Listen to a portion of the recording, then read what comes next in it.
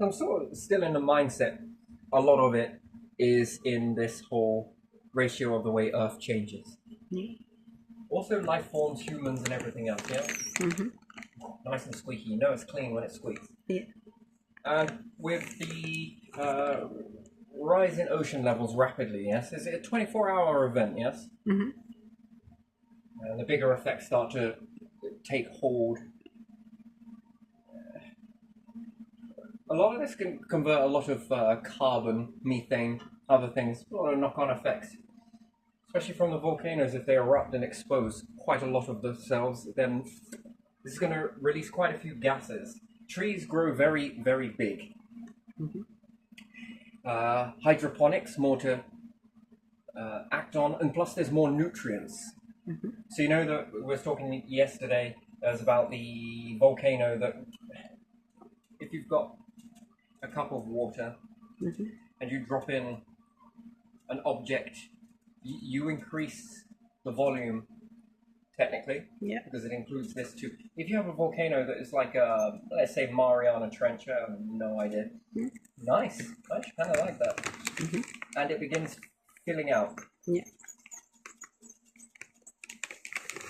The water level that was once this level is going to increase evenly, distribute quite evenly across the planet, and that's going to create a lot of salt. But again, this nutrients, if this keeps going with the lava, keeps flowing, but underneath, a bit like Hawaii, but in the depths, pushing out. Now, it's very interesting, very, very, very interesting to be honest, that this is going to release a lot of stuff. It's going to puff the atmosphere up. It's going to make it quite a weird environment to be in. And carbon is going to be quite the thing. And it's going to become a water world. You know, with this many carbon life forms, do you ever think that there's ever been any life if you find it? Everything seems to be abundance in carbon dioxide. You notice that? Yeah. Do you ever think that life forms could learn to utilize carbon dioxide as a breathable gas and expel oxygen? You know, the best thing to ever make would be a genetically modified reversed human. Yeah. That would be an interesting thing, wouldn't it? Yeah. Where every time they breathe out, they're breathing out oxygen, and every time you breathe in, you're breathing in that oxygen. So technically, this is a very beautiful thing. It'd bring a whole new meaning to the word love. That you could give someone life in this aspect, a reverse human, from a kiss where you breathe into one another. I mean, really changes the dynamics. I kind of like this, flirting with this, very flirtatious. What love is really meant to be, isn't it? It's something completely different to what we experience it here. Female, male, male, male, female, female, male and female, you know, either or, doesn't really matter, love's love. And everyone believes that you've got to be two full circles, right? Yeah. To come together. Well, some say that, some don't, so yeah. Yeah, I kind of see it in a different way, like an open circuit. Yeah.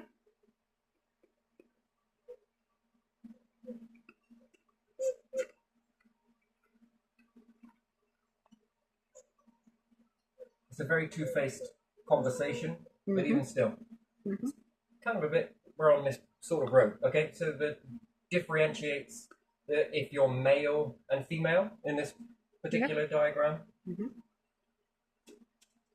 Sure, you're going to be birthing alone, and not alone, but you know what I mean. To feel complete. Get that sense of togetherness. Yeah. Yeah, I kind of like that. That I really like. Brings a whole new meaning to the word hermaphrodite. And again, you become part of one another, don't you? Which, however way you look at it, it technically, like, it's almost like fusing together to create a new existence. So you be an individual existing and someone else being an individual existing. Yeah, you're two formulas that can support yourself. But in a world like this, why? Why alone? Dividing is conquer. You're not black holes. But then when you come together, you fuse and create a new existence from it. So you've perhaps got that one existence on your own, right? Yeah. Someone else has got their existence on their own, and all right, you're good in your own company and all that sort of shit. But when you come together, you create that new existence, right?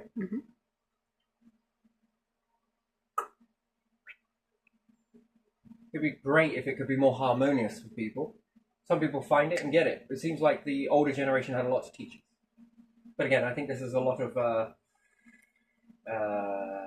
certain events on the earth will trigger certain reactions again. And going back to this, did humanity resonate from mountains by any chance? Was most of their starting point quite high up in mountains? Was it? Or on ice? Well, ice will more inclined to, well, they will drift, but still, mountain ranges, interesting. Plus, with all of this lovely nutrients, it's only a matter of time before it starts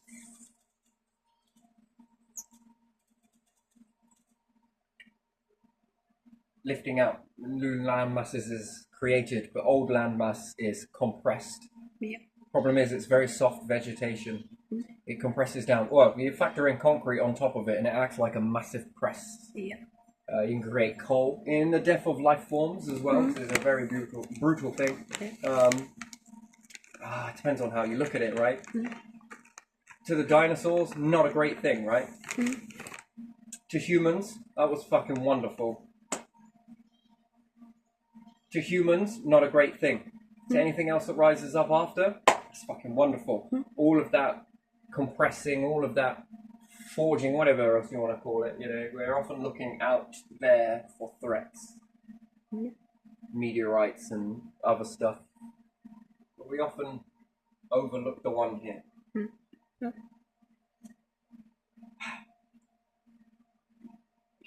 In this, you know, oceans are very abrasive. Very, very, very abrasive. The way that the currents churn up a lot of stuff. It's like sandpaper. Especially to very, very soft landmass. It makes easy work of that. Never mind the current, but also what the current contains. Yeah. Like abrasive paper. And again, some of even the biggest of rocks. I mean, you can extract a lot of metal from this process. I mean, if you learn it well enough.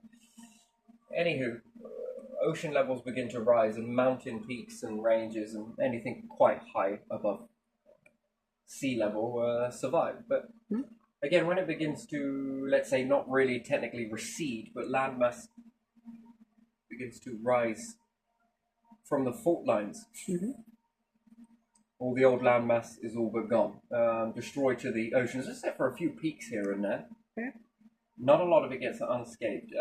You've got plants displaced. This is a lot of release of stuff into the atmosphere. Again, I think that it could trigger off some carbon-breathing life forms.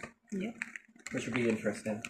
Things happen to grow very big in a rich environment like this. With a lot of nutrients, there's more energy, there's more... You know, we often don't understand how much soil stunts growth on plants. And again, if you talk about this in a factual sense, it makes you do things, right? You know, ocean is like devastating to life forms, don't you? For lots of reasons. One, name me a lot of things that can withstand it.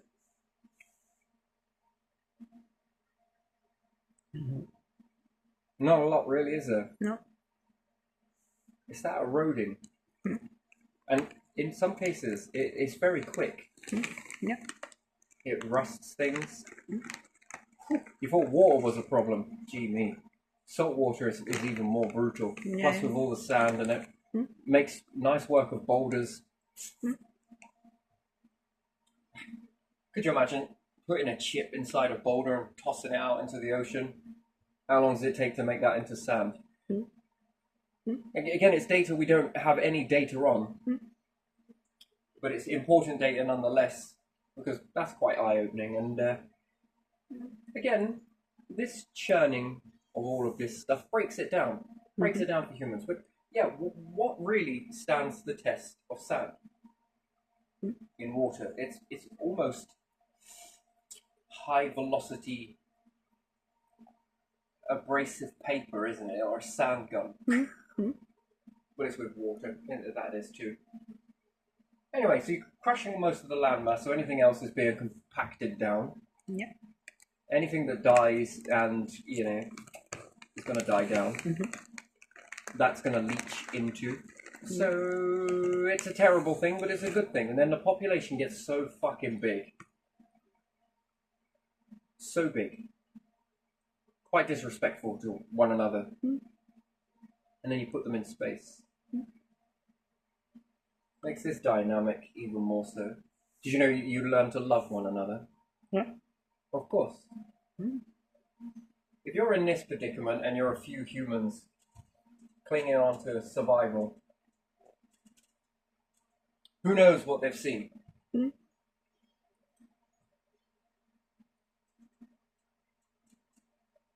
Pockets of them. Going out to the higher areas. Yeah. A lot wiped out. And anything that survives in these areas. Yeah. Some things will grow there, don't get me wrong. There is a way of life to live there, but it's limited. Very limited to what there is now. Wind's abrasive as anything as well. Again, clinging on to life. It's more larger than it appears to be in the diagram, but doesn't really matter. But a lot of ocean water. You'd learn to fear it. Yeah. You wouldn't explore very much. But then your roots start getting big. You know, water, you find landmass, blah de blah. If something happens, this, that, and the other. As if humans can survive an event like this now. Which, again, when the numbers get below a certain threshold, it's very unlikely that they recover. Almost like triggers something. That's the weirdest thing ever. You can write some scientific theories, and then that will be the last theory you'll ever write. That would be an interesting thing, wouldn't it? Yeah. Life forms will read that. The end.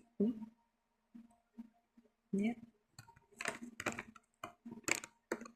That's very interesting. Very sad as well. Mm-hmm. But then you go to space. You do something about your fate. Yeah. Much more safer there. But again, when humans, a large amount of humans begin to go to space, Yeah. personally, it would be possible that every human can leave. Some don't want to go, and that's understandable. But here are the means to do it. This is how you operate it. That's that and that. It's there if you need it. An event happens. It often pushes you back against the wall, and then it's like, okay, maybe we will. Either or, but then you got to ask yourself the question: if you were orbiting around the planet in many weird, wonderful ways, in synchronized halos, whatever it may be, seems like it's nigh on impossible to achieve something like a ring system.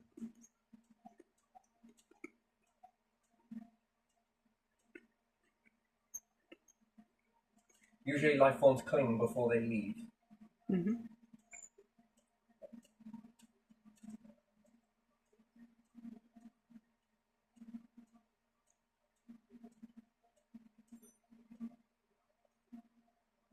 Everything evolves around the Earth. Yes, it's very true. In the beginning, everything does. When you first leave, you will evolve. You will orbit around the planet. It will be the center of your universe. The sun, not so important. It is, but this will be more sacred. But mainly, this becomes home for a little while. Another event will trigger off movement. But even still, could you imagine that? All types of farming that you can imagine, growing foods, exchanging gases. You've got the safety of Earth near and by. Okay, maybe it's in one of these situations. Maybe it's doing something like this. But nonetheless, you still have an indefinite supply. Well, to a certain point, right there. And water can be exchanged and separate the gases and whatnot. And, you know, you don't have to venture too far. But a lot will venture further. And again, you just keep expanding with the materials that you can get. It would be much more better to have these materials now. You know, here's the thing. Hindsight is a dangerous word. You know, and when people say, oh, it was hindsight, we didn't see it. Not seeing it and not listening are two different things. Let me give you an example, right? 2 stories. Yeah. One life forms, learn this. And while I see the landmass, right, wise life forms, we begin to lift this stuff up. Yeah. But you need a lot of individuals to do it. Robotics and everything else. Again, this poses a problem with genetics later on. You can't come back from it once it starts to weaken and deplete. Game over. Extinction. It's done. It's finished. Let's hope the technology has boomed a lot when you reach that stage, but even that will be a run for its money. You always look back and then that becomes hindsight again. Hindsight version 1, hindsight version 2, hindsight version 3, and then no one is going, do you think we can get ahead of this hindsight bullshit? Yeah. And then they might label it prophecy or this and this or that and that. Again, does anyone ever listen? Probably not. And some things that are said, have they been misinterpreted? It's not perfect science, is it? The center of the universe would be the Earth. It definitely would be in a situation like this. Anyway, 2 life forms. Some life forms are like, work this shit out. It's possible. This has happened once before. Shit. We thought it was a slow process. Yes, in some events it is a slow process, but it's a lot quicker than you care to imagine. And again, but if you've only come into reality in this field, you're only going to see it with the blinkers. Sometimes you have to remove the blinkers. And you get it a lot wrong, but you can also get it right. But again, anything that's a possibility, and it could be that, but it also could be this, and it could be this. What should we do? We can only pick one. No, you pick them all. You pick all of those possibilities and say, right, we need to design, the life structure needs to be designed around these possibilities. Now, what can we do? Should we wait until the last minute? Well, we know that doesn't work. That's extinction. Or do we do something now, just in case that happens? Why? What could that do? We could also miss the other one with this one, and we can also miss this one with this. Another thing is all of your technology is dependent on a lot of ingredients, although you don't see it. Aeroplanes. It's depending on a lot of stuff. In a war world, how do you land a plane? Well, we could land it on water skis and this and this. Yeah, that's good. But what happens if you break the skis? How do you fix it? Yeah. Well, the stuff that we used to get is now fucking underwater, isn't it? What about the fuel? Well, it's also underwater. That's interesting. What about any metal? It's also underwater. Yeah. Ah, if only when we had the fucking land. But there again, you couldn't have ruined it on here because the sea would begin to eat it. Nice. Yeah. And until that land mass pushes up, yes, there's going to be some new content in it, but you're starting from scratch. And nature is going to be a pain in your ass. You're going to be back into a stone age. Well, unless that wooden handle on that axe actually served a purpose, but you'd probably get the handle, but I found an it's all rusted and gone. You could move things to Antarctica and plan that that's going to escape it. It doesn't.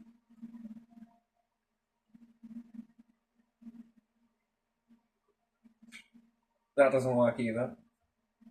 And yet, a big obvious thing stares you in the face. When there's loads of humans on a planet, you begin to lose respect for one another. In this situation, when you find other life forms, oh, I thought it was just me. Oh, we learned to do this. This is excitement, love, and everything else. It's just natural. But then the numbers get so fucking big. Then, if only there was some instance where people come back different. Actually, I got a question, right? What happens if you took one of the most hardest convicts ever? Again, everyone loves human behavior, but you know, you took one of the most ruthless convicts you've ever found, and you put them on a rocket and send them out into space and make them look down at the planet, and then bring them back down, and then do a psycho evaluation on them afterwards. So before and after, wonder if there's any change. Do you think there is? Do you think they have appreciation for life? Probably. Oh yeah, it's like the dripping tap, isn't it? If you're insane, go under that tap for a little bit. I'm sane, I know. You're sane, get under that dripping tap. Now you're insane. Close the door on the way out. See you tomorrow. Why did you turn me insane? So I could give you insight. Now you're sane. I need you to tell me all of the things that it was like to be insane. How did it feel? How did people treat you? How did the world view you? Oh, like this, this, and this. Well done, you. Off you go. Now, go and write me a thesis about it, and we'll see if we'll put you in that. Now you've got real valuable insight. Anyway, do you think that in this situation people are going to be a bit more respectful of one another? Go the extra mile? Do you think they're going to be all selfish? I think they will try to walk together one day. We went to Jupiter and siphoned up some gas, but sorry, you lot, we only got enough for ourselves. I mean, just... fucking hell. Like, you know what? I don't understand you life forms. Why? What's wrong? On the Earth, this is a smash and grab, and you tried to grab... It was more than you could carry out of a freaking shop. Yeah. In these incidences. But yet, when we go to Jupiter, you only siphon enough to fill a cup.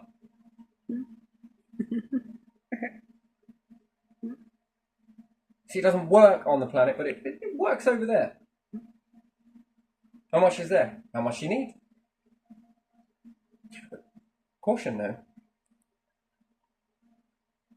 When you're at this stage, you need another plan. Well, what's that plan? Well, do you remember what happened on the Earth? This fuel is valuable for what? Well, you're going to need this much to reach that over there. When this decides to rock and roll, that will protect you from this. Then you're going to need to calculate how big your numbers get as to how much of that you're going to need to leave to use as a fuel source. Or you find a way to move many different ways to achieve it.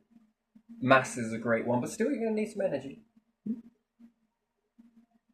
Actually, technically you do. You ever wonder why humans know how to rope things? No. Yeah, plaiting and roping and why you have hair. It's an interesting thing, really, isn't it? And to learn strength. And whoosh!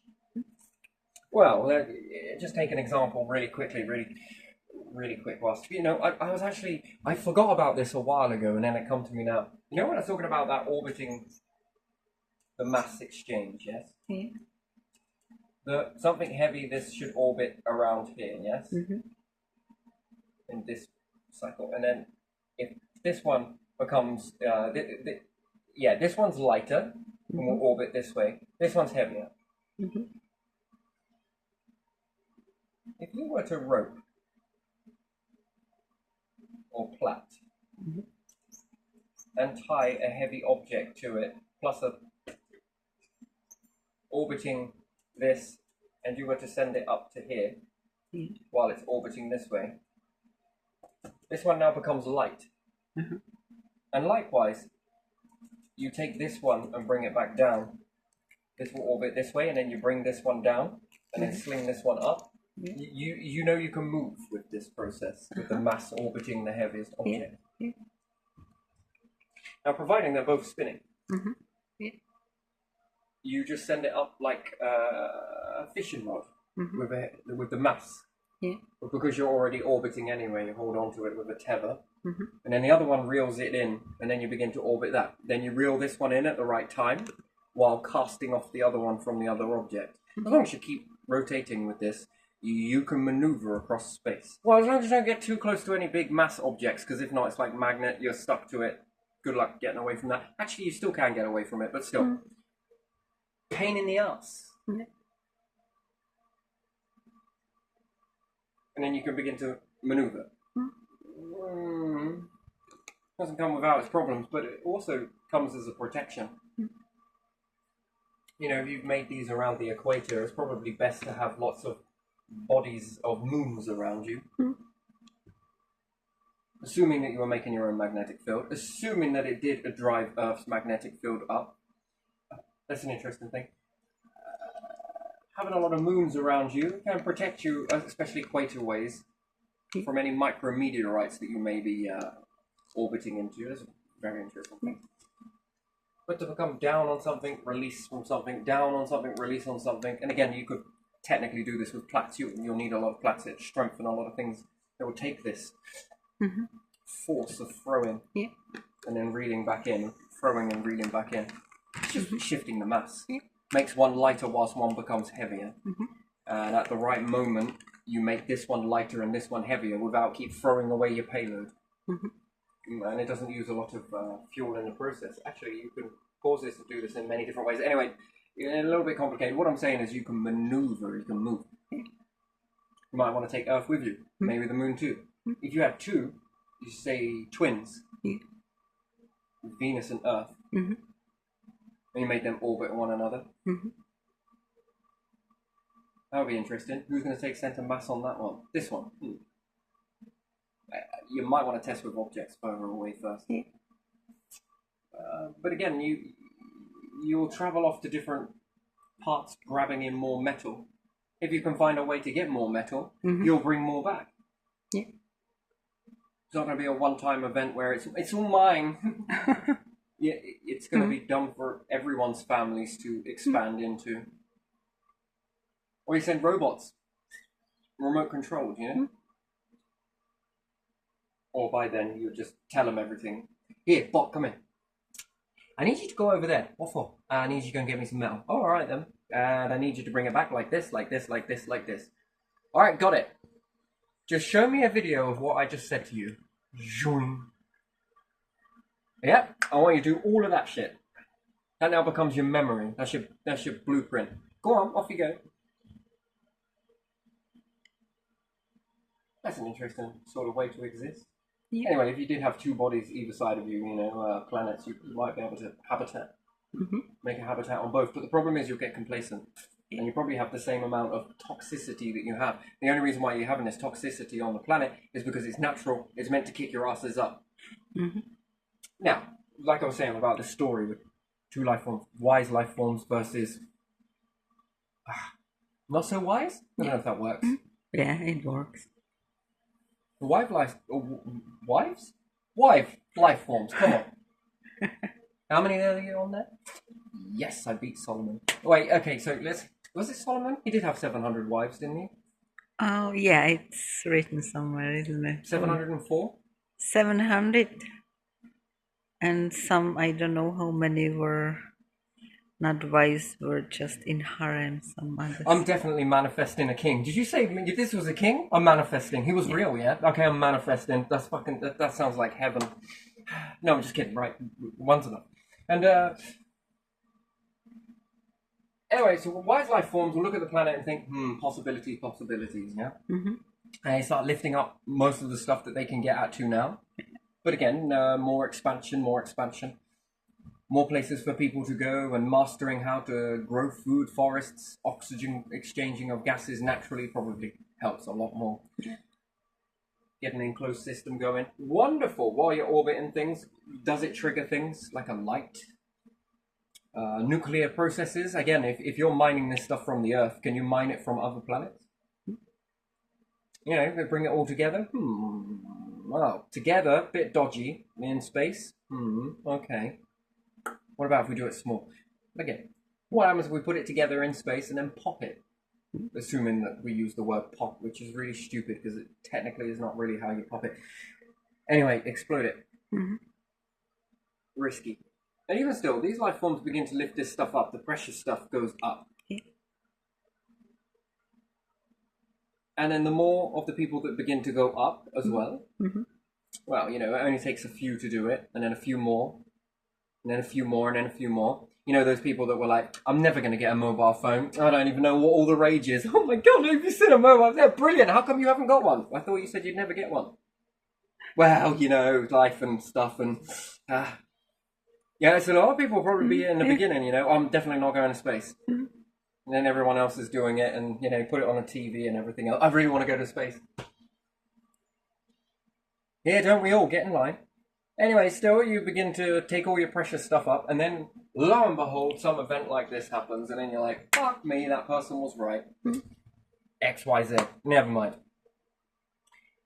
And it begins to change and everything else, and you're, oh, thank goodness we did that. And you've got all of your treasures being, well, nature. Food, livestock. Because you know that it would have ended. It would have gone in these moments, or at least impacted so much so.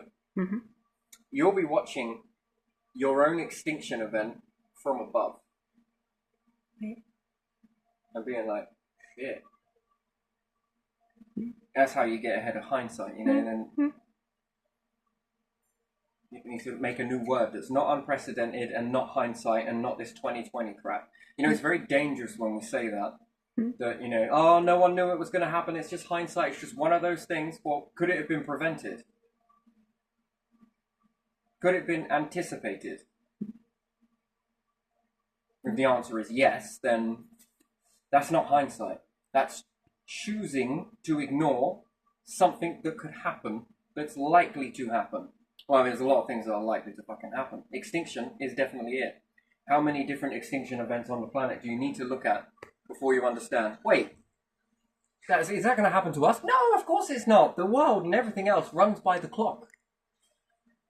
And humans didn't say it yet. Do you know? It's not on schedule. Is it in the calendar anywhere? Well, I've gone like really far into the future. Apparently the star doesn't even exist after this point. But fuck it, I'm still going. No, it's not on any of these. You know, when you're looking through all the calendar and going through it, is there a place where you've predicted when the star's going to end? What about the planet? Is that in the future?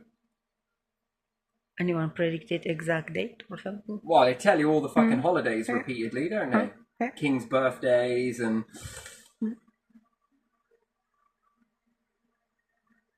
Oh, fucking hell, let's hope there's something has happened in those moments, yeah? Yeah. Anyway, let's say all of this shit happens and you're watching it and then like, wow, studying it from a high, you know?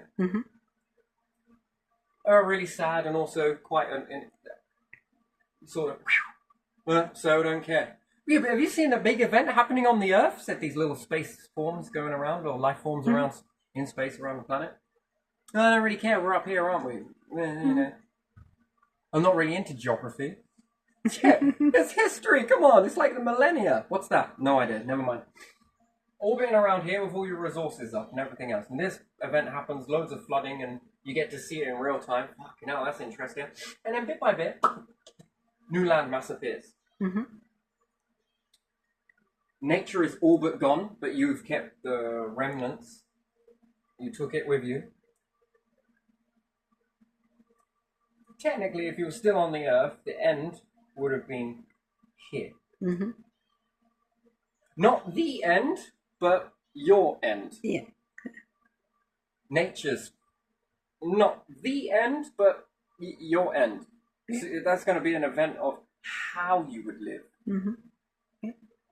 And then there's some real big data come from this, and it's again, rather than, you know, all these life forms spoil God quickly, and he's like, "Oi, you lot all doing up here?" Well, it's hindsight, it's 2020. Yeah, go on, fucking get into heaven, go on. Right? Did I not give you enough warnings? Yes, you did. Well, we chose to wave at them as they washing by. Right? So this would have been the end for what? Nature, life forms, or many animals. Yes, your food. And again, if some of you would have survived, the same way that the dinosaurs diminish in order for you to rise up, you've diminished, and maybe something else is going to begin to rise up. And if it is it more cunning? Is it more intelligent? So I don't know if you noticed it, that all these extinction events, the intelligence keeps increasing. Yeah. Have you seen that? That there's more and more and more and more intelligence? Yeah. It's an interesting thing, isn't it? It's got other ideas, right? Because if it doesn't work here, then what's the point? Yeah. It's going to rebuild, and it's going to rebuild in such a beautiful way that it's going to eliminate all of those things that happened this time round. The only way to really hold on to it is if you want to hold on to it. You don't actually have to. Does that mean that you'll come back? Yeah, but not as central control. You understand that? There's being... Your awareness might be a fucking kidney next time, or a part of a brain. Is it you? No, not the one taking the wheel. Something else. With a new lineage, perhaps. And if it's birds, if it's this, if it's that, if it's a fucking whatever. After that time, you would think that the next life forms, if you could predict them on the Earth, would probably have one lung capable of absorbing carbon dioxide and one lung capable of absorbing oxygen. Best of both. You could probably have a variation of being able to breathe in water and on land. A dual gill. After all, if you're not going to make use of it, the structures that be are going to make use of it. And everything that you've done as humanity is going to be put into the soup. That's all packets of information that can really be rebuilt with. And then do these life forms want to go on? Perhaps they want to work with. Maybe they want to go on and create. But again, nothing is wasted. Nothing is wasted. And you think that star dust isn't even wasted. Exploding stuff, none of it's wasted. Planets, not wasted. Nothing is wasted. It is always recycled and it transitions into something else. Life, exactly the same. The remnants, packets of information is still there. It's learnt. Why? Because it's had this amount of time to learn. And each time there's an extinction, it learns more and more and more and more, and it gets more and more intelligent. So that's an interesting thing. And intelligence is worked in two ways. Intelligence as you are aware consciously of it now. And then there is intelligence of what you are creatively born with. What you're formed with. Well, the more there is mushed up, the more variations of life forms that can be created. So, not the end, but it's definitely the end of all of these things as you know it. The apparatus that supported you, gone. Or at very least, in very small numbers. But whether they bounce back the same way, very unlikely. They will be the minority and there will be a new majority. It's an awful lot come from all of that mixing. The planet could still go on in that ratio. Sure, there's going to be a few transitions, and perhaps life forms now might not be able to cope with those transitions. Obviously not. But new life forms, well, will adapt with that. Once the mechanisms of life are broke apart, they regroup. But in a different order. One that works better. And it could have learned things more that it hasn't applied into you. This is a maybe, but at the moment this seems to be working, or this is not really working, but this is how we're going to do it next, you know? You sort of shut it out. It never stops. So even if it's consciously working with you, and then you plateau, it doesn't mean that it's actually plateaued. It means that it's working on what if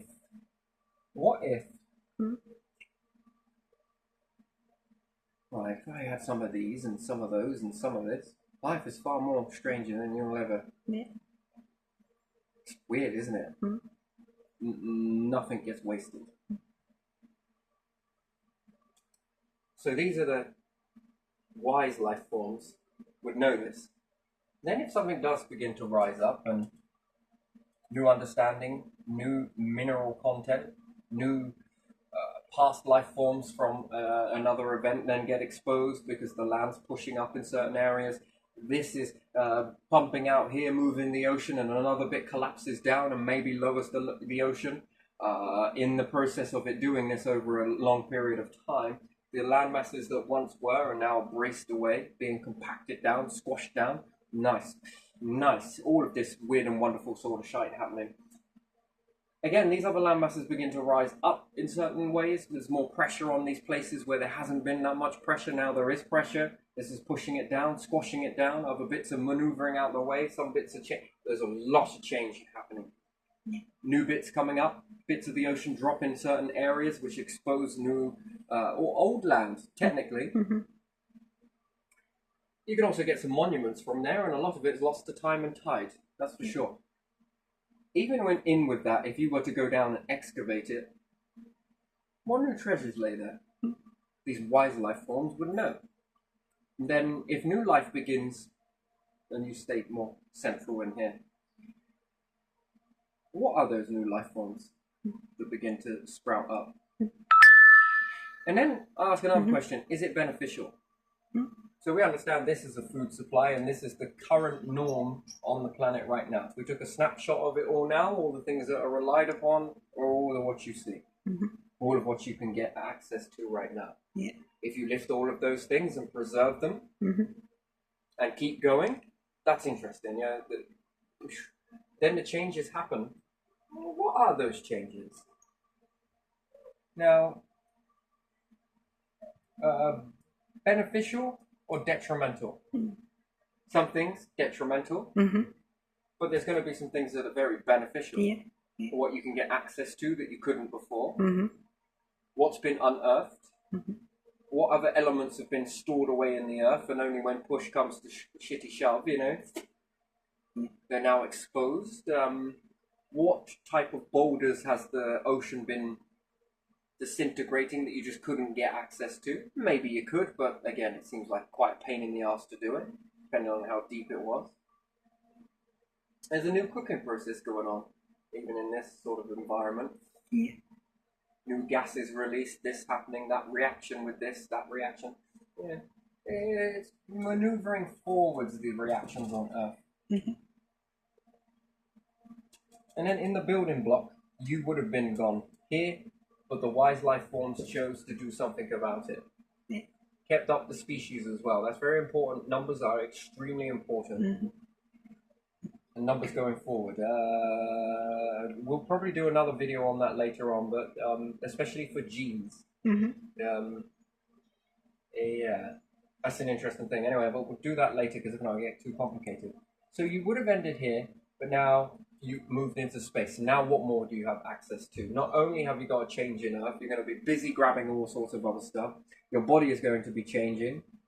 So you're going to be evolving even more so. So what you've left behind is going to evolve or took with you. And that's going to transition. And maybe you want to make an artificial Earth in between some of these. So some of these are artificial Earth. Some of these are the new Earth. Some of this is the artificial. And then you've got the new. And the artificial Earth is trying to get it the exact same pressure, trying to create gravity to keep these life forms the same as what was on Earth. And some of them that are in the new Earth are going to adjust how those variations are going to transition. But now you have a parallel. Yes?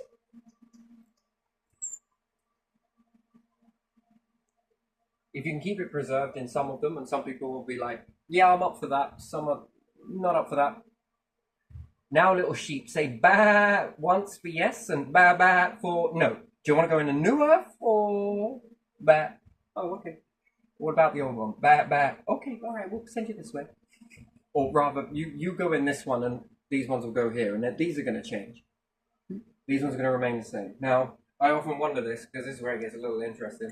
The variations of what you had Mm-hmm. is not only going to go on, but it's going to divide.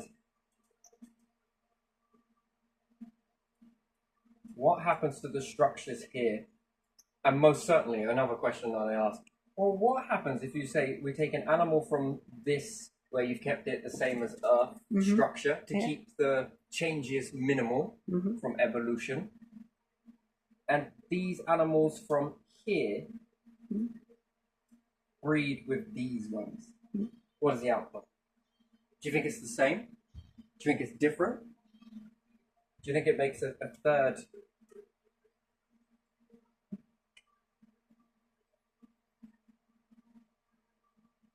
At the end of the day, they're the same, but the only difference is that they've evolved one way and one's evolved another way. Mm-hmm. Which would then pose another question: what happens if you change the environments even more so? Yeah. With the different variations, how does that alter the evolutional process? And again, does that create another variable that you can breed with another variable, X, Y, Z? Interesting. I just wonder how that, because it's information, isn't it? You're sharing information. Yeah. And then, in the meantime, what's rising up on the earth? Is this a new type of food source? There definitely no. Oh, this tastes pretty good. Mm-hmm. Again, that would be patience in that. But again, if you're going to be building up into this, you're going to have an awful long time constructing all of this. In fact, you become the ETs, really, for anything new that rises up. That's why I always ask that question. Do you think there's ever been any life forms on here that have ever left? Yeah. I think so. You think so? Yeah. And then, how does that shape your understanding? Could you imagine that, making something that is an artificial lung? You know, you could do this with technology, right? That a slight switch, which would be in the brain, let's say, you just think it and it goes into that operating mode. And what's that operating mode? That it can make all of the things that you need for breathing off of exchanging gases from one to the other, so that you don't hold your breath, you breathe within between, from one lung to the other, and the gases exchange and regulate within this. Right? Sounds very science fiction, doesn't it? Yeah. But what happens if life forms on here were able to breathe carbon plus oxygen? And you were to study that, would you be able to learn something from it? Yeah. Then if you learned because you saw how it was possible, could that open Pandora's box so that you could make it possible for yourselves? You see, that'd be the key, wouldn't it? That's smart life forms thinking, yes? Yeah. Or they come back to the planet. You leave the planet for a bit and go off as one, try and venture around the Soho. In the time that you're messing around Pluto or whatever else, go into the Oort cloud or anything, these are many years. Let's say you stay there for long periods of time, and then you come back to Earth after quite a bit of time of studying the Soho. Maybe you make something and get to the nearest stars and then whip back again. By that time, life is flourishing on here. It's not quite the place you left it.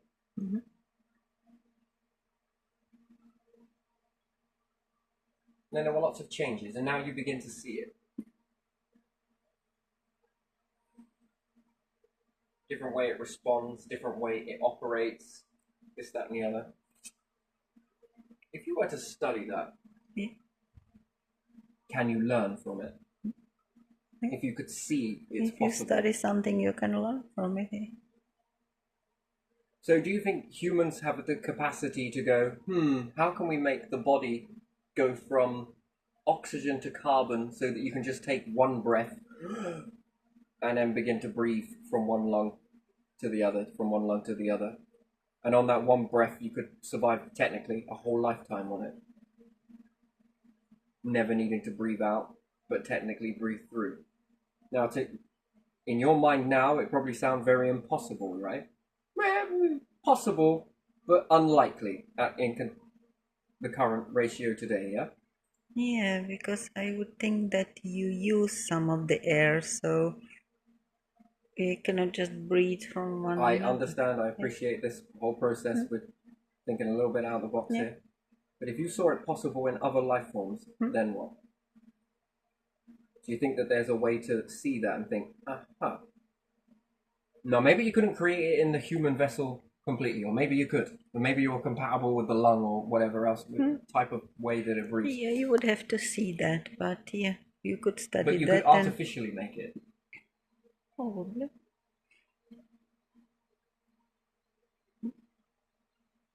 Or if they were just breathing carbon and breathing out oxygen, yeah, I mean, they would be a very beneficial asset to your fucking ship, wouldn't they? You're like moving fucking trees. Yeah. You're talking as well. I mean, what are you? Part fucking tree, part something. What the hell are you?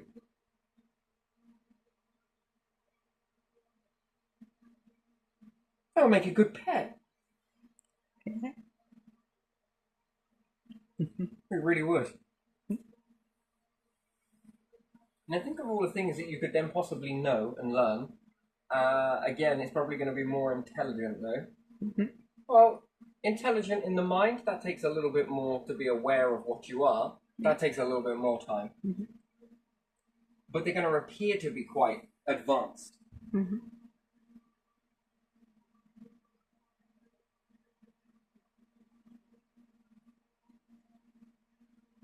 Yeah. And then you've just doubled in numbers. If you were to extract these as well, and I say extract, it sounds like a brutal word, Yeah. but make habitats for them available, Yeah. and then lift them up. You've now got double bubble life forms. Yeah. Then you would see the environment the way it was and be like, could we recreate that environment for you? Yeah. And then once again, how are they going to change in the space environment? Now you've got multiple variables. And then it's kind of strange as well, because you could then trigger events on the planet that could alter the life, create a catastrophe event. Would you do it, do you reckon? Great catastrophe. Well, yeah, if you saw it and saw the way that it changed once, and you managed to get a whole new category of life forms that you wouldn't have seen because you would have been extinct, but you didn't go extinct because you decided to take charge and do something about your fate, which is utilizing the gift you have. Yeah. You need a lot of numbers, though. You really need that. I can't stress it enough. Whatever, do what you will, but again, you need majority, all of your humans. Some will stay, sure, not so bad, but again, the numbers need to be a mass amount in space. You really are going to rely on this, and then again, it's going to need to happen variably at the same time, preferably, because the changes need to happen across the board.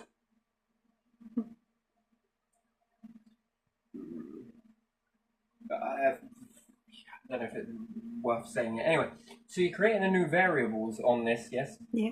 And it'll begin to rise up, even if you were to scoop it up and put it in a makeshift Yeah. craft and take it with you. Again, still, it's going to evolve much the same as it is here. It's interesting. It's not just atoms that operate the same. Anyway, and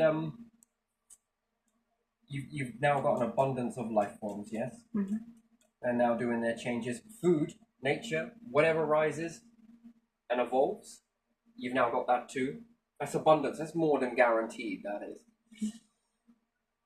Zoos, fucking hell, they've just quadrupled. Yeah. And if you make the space for them and everything else.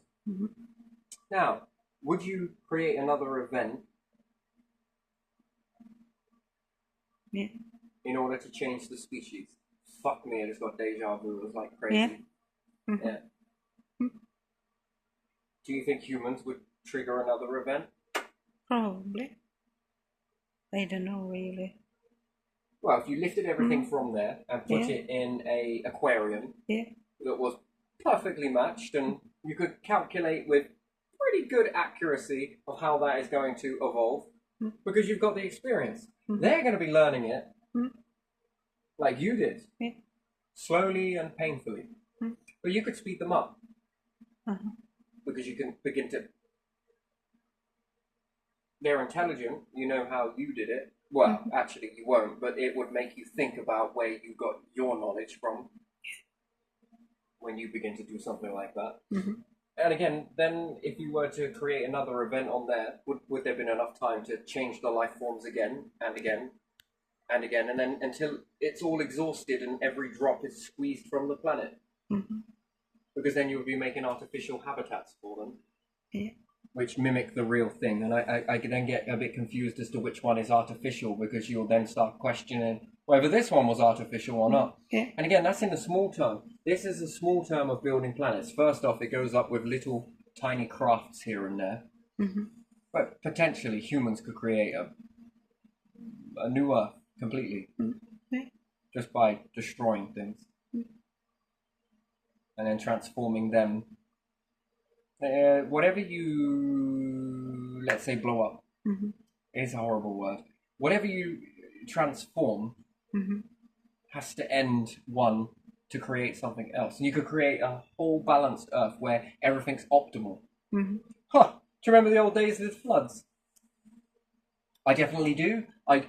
No, I don't. I think it's in my cell memory, but I know what you mean by remember. Yeah, maybe they've got advanced. But on this place, there's not enough water to cause that. Just the right amount.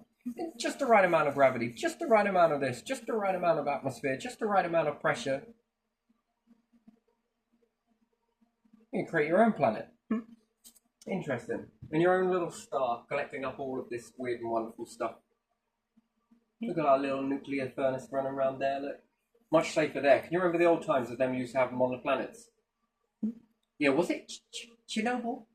Yeah, sort of, you know. Well, it had to start somewhere, didn't it? Yeah. And then it... You'd feel like a creator, wouldn't you? Yeah. Well, you couldn't say I. You would have to say we. And then you could go on to create more variables of life, couldn't you? Yeah. And is it beneficial? Yes, usually it is. And then your learning ratio carries on.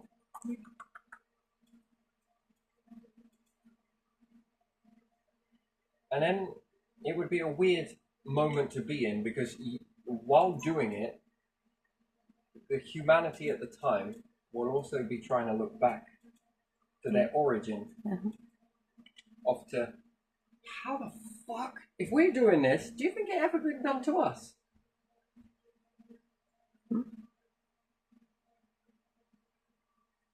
That kind of weird question, isn't it? That would definitely be that sort of looking back. Now, how much life can you squeeze from a planet?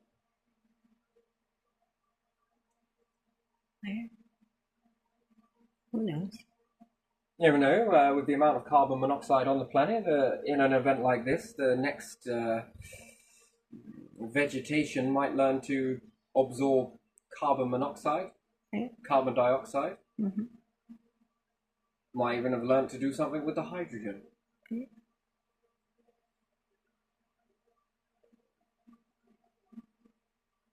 Nature seems to be very ahead of being able to do things about its fate to a degree. Humans surpass this a lot more. And then does life nature rely on you?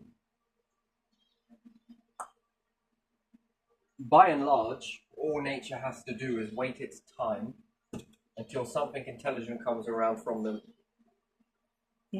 It all depends on its journey and what it has catalogued as to how it responds, and it seems to have a lot of knowing. So what in this environment, the trees grow fast, the yield is much more better. When it makes landfall, it's got better anchor points.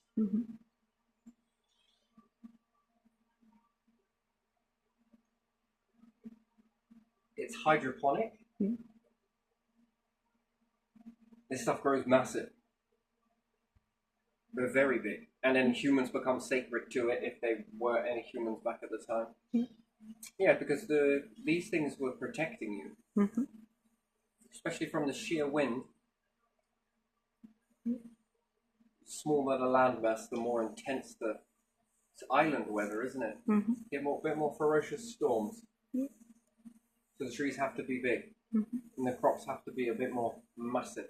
And again, anything like this falls over and you're able to carve it, you can make a boat. Quite crude from the tools around you.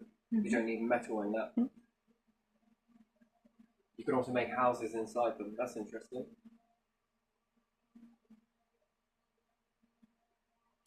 It's a nice tannin, that. It depends on what type is growing around and whatever else is you're able to eat from. Yeah, it'd be great if you didn't need a food source. But again, lots of ocean, lots of food around you.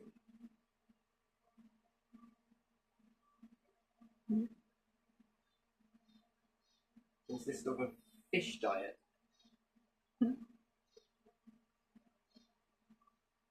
Yeah, and then when the water begins to recede and more of it is land mass, or the daring ones that the tree falls and they cling to it and it drifts and makes landfall elsewhere. I mean, that's a leap of faith, isn't it? Either or. Anyway, but still, that's looking at it from a modern understanding of it. Back then it would have been very primitive, so I don't know if they would have been really aware of it. But yeah, lots of different life forms, and the breeding possibilities are interesting because it's about the gene pool, right? Yeah, definitely with the genes. They'll be understanding how to make new variations of life forms from your own. This will strengthen the genes. Yeah, I said I'll leave that for another one, and I will do. But even still, with this type of process, it would be an interesting existence, wouldn't it? Yeah. You become more appreciated of one another. Do you think you'll learn about gases and how to use them better? Yeah. It would all be about the clean movement. Not because you need to be clean, but because how are we going to keep this energy going? Yeah.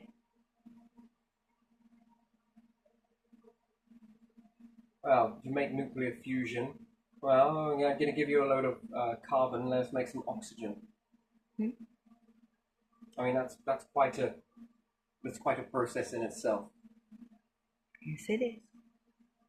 Then you exchange one for the other. Pop it in here, back around, back around. Genetically modifying trees in a certain biome. Again, either it's going to transform on its own and evolve into utilizing these toxic gases. Would you need it in a biome like this? Who knows?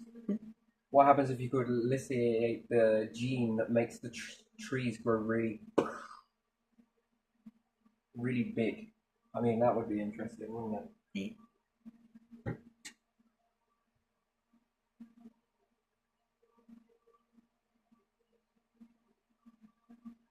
What do you think's ever been tested in space? Do you think a wooden module has ever been made? A barrel module? If you could make the tree thick enough, how does it fare up in space? You see, these things have not, I don't think, have ever been tested, so I have no idea. What, a wooden rocket up in space? Are you fucking mad? A little. But these are questions. Does it know something you don't?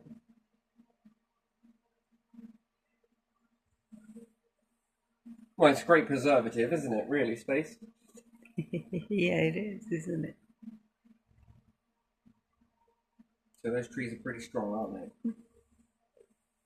So what does it fare up if it's in space? Does it hold the gases inside it? Does it leach? What does it do? How does life respond in it? And then having a tree that's really, really big.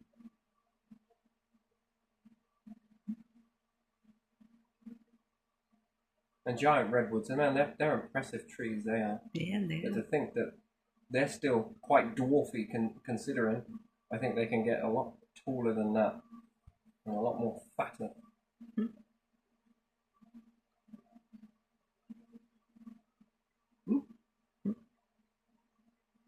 Interesting. Might not work very well on the Earth, but up in space, it could be quite an interesting thing.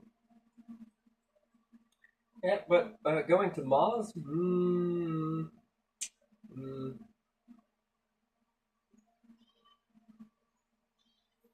it's good to go there, but probably not good to live there long term.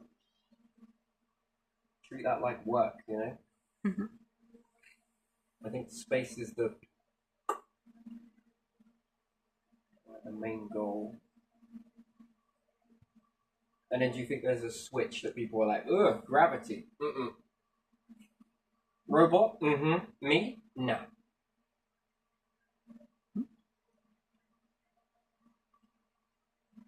Yeah, but you can fly through the atmosphere. Why the fucking hell do I want to do that when I can fly through space? I mean float, but still fly.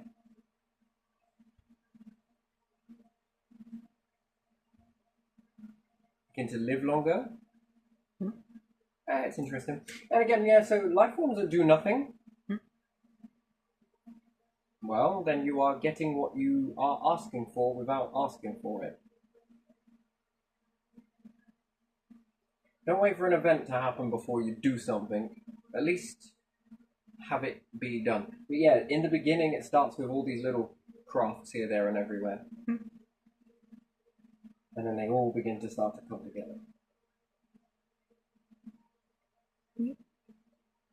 Yeah, the isolation is crazy. When you're seeing the same faces on the ship over and over again, it gets a little bit boring after a while. People are going to want to mingle with other people more so. Where are you from? That one over there? Oh, good to meet you, good to meet you. What do you do here? This? Yeah, see you later. Go off to another one. Oh, I like this. There's more of a room, come on. Where are you from? This place, this place. That sounds like heaven. Oh, you can go there. It's this one over there. Yeah? Yeah, you are. Give you some pointers as well. They go there and love it. You know, you sort of switch around a little bit. It don't matter. I would bitch you out a passport, but I feel like it's pointless.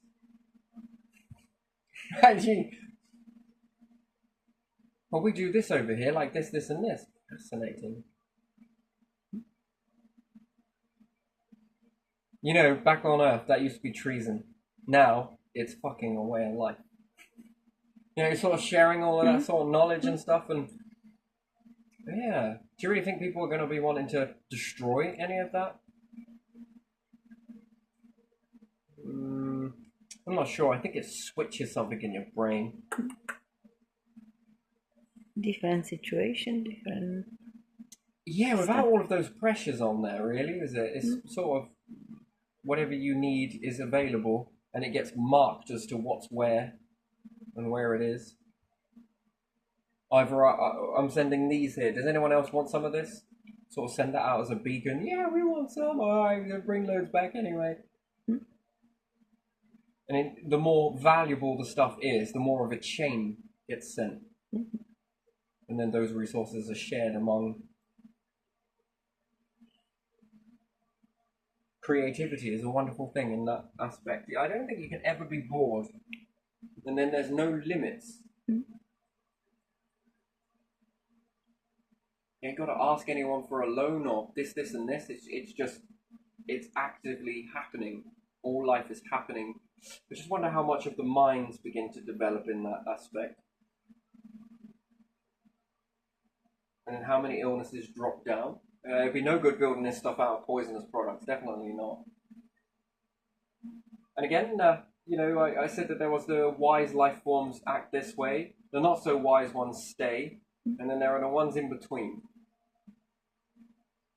You know, you can sort of start building shit up around here, which is a good testing grounds, don't get me wrong.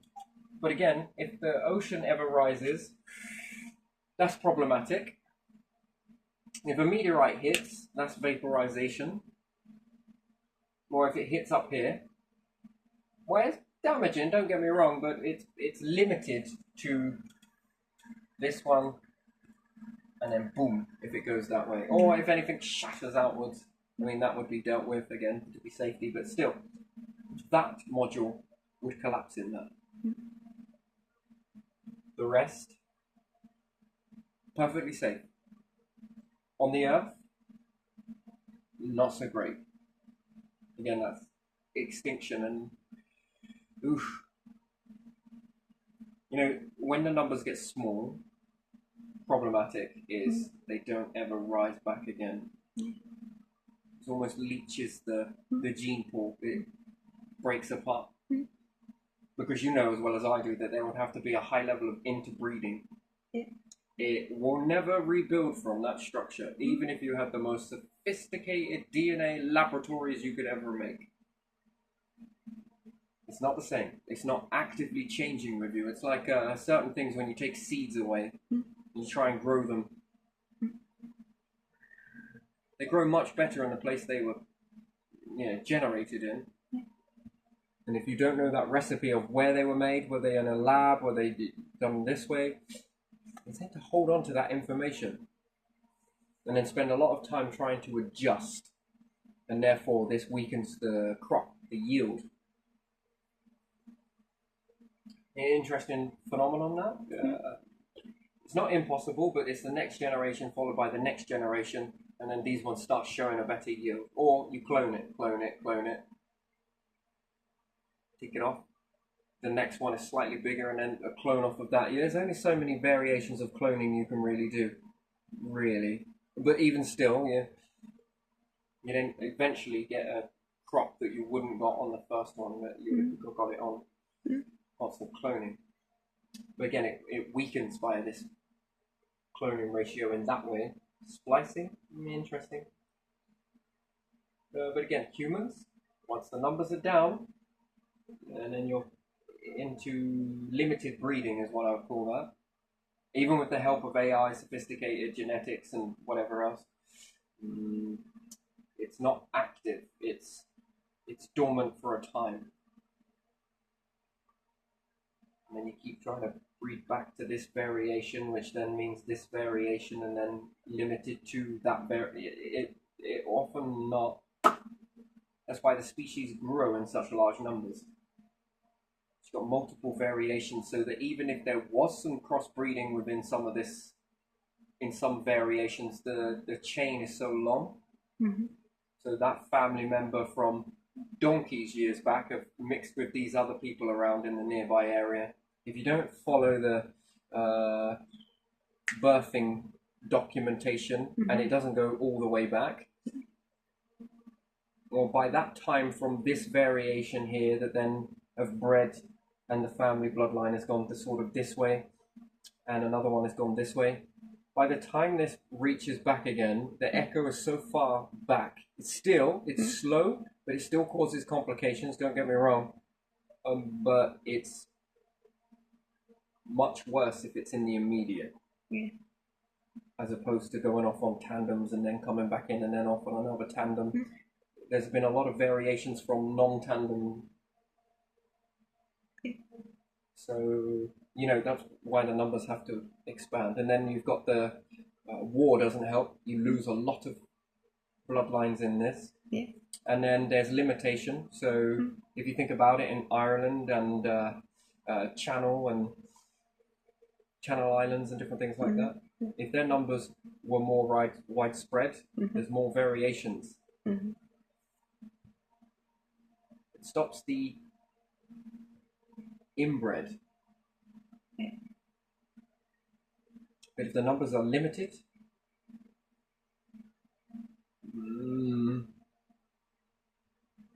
there's only so much before that echo bounces back more so, and it's more repeated, and it's more repeated and more repeated. And then you start to see a collapse in the genes. It's not strong. It gets weaker and weaker and weaker and weaker, and then you become more and more and more and more susceptible, and then extinction. That's why numbers have to expand. Intelligent life knows this.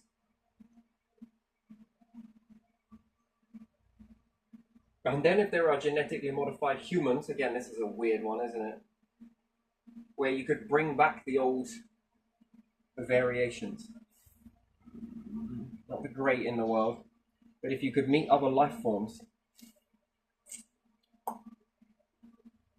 and become compatible, which again might need the help of, but it'd have to be active. Something that was dormant in theirs and dormant in yours, it's possible to make a variation. But again, how this would, because there'd be many different types of variations of breeding. A bit like virus vaccine. Yeah? They've got to give you something in order to make your body have a reaction, but not quite an overt reaction. You know, it sort of prepares you for that. This is preparing for other life forms that you do the same process, and it makes compatibility to something that's not compatible. Weird, isn't it? But also fascinating, yes? And then that opens up to their generations and variations of, and this strengthens the genes further. And in some cases, it can weaken it as well. But again, this mix with that mix. Okay, success. All right, this mix with this mix doesn't work. This mix with this mix, very successful. Sure, you can mix with these, but for whatever reason, this is not caught up. Well, it doesn't mean that it never will. It just means that in the future that might. And then when you develop, that's probably when you need it to. Yeah, you've got more of you to. That strengthens. And that's an interesting relay pattern playing because you're sharing information. It's cheating. That is cheating, but not really. But it is. Because you begin to inherit their all the good and the bad. There's no way you can eliminate it. You're going to get it. They're good, they're bad. And the next, well, you're not, but the next offsprings will. That'd be interesting resistance, won't it? And all that information, and there's another variation on evolving. Wonderful. Strengthening genes is intelligent life forms understand it. It would be a devastating thing to get so far with humanity, a massive event happens and you lose it all. That's another thing, isn't it? Like many different events could cause you to lose all of this data. Knowledge just gets lost. Or what could trigger that? There are many things that could trigger that. This one with the water is just one of many. It's all submerged, you know. Fucking hell, and if any humanoids make it, and then this thing happens again, and they then end up lifting, and then they're around for a bit of the time, and the ocean begins to move over, and then they find fucking aeroplanes. Or old runways, and strange buildings that didn't quite collapse. Not these ones will all be fucking... Some of them, maybe they'll survive. I doubt it, but still. Pyramids, those will probably survive. They're shaped different, but by and large, those will probably still be about when it all uncovers. That would be confusing, wouldn't it? Who the fucking hell built these? I bet it was aliens.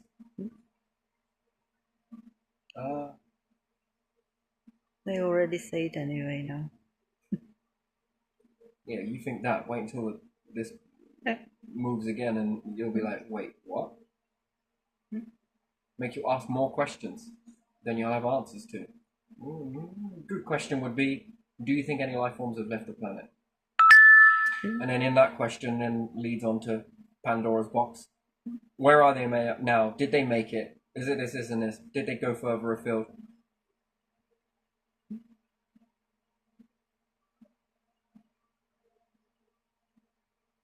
Anyway, yeah, I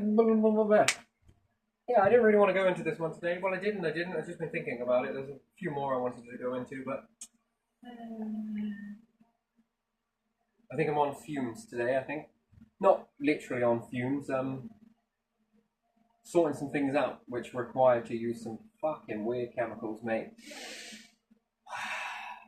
But yeah, so yeah. Well, it poses a new thing for love, though, doesn't it? Really? Yeah, I like this one. To be incomplete, to become complete, which is lost in today's world, I think. Family orientated. You know, to be that family dynamic, to become a whole family. Yeah, kind of like that. Bridge the circuit. You know, most people can be whole circles on their own. I mean, it's shit. It's all right, ain't it? But is it really what we're structured for?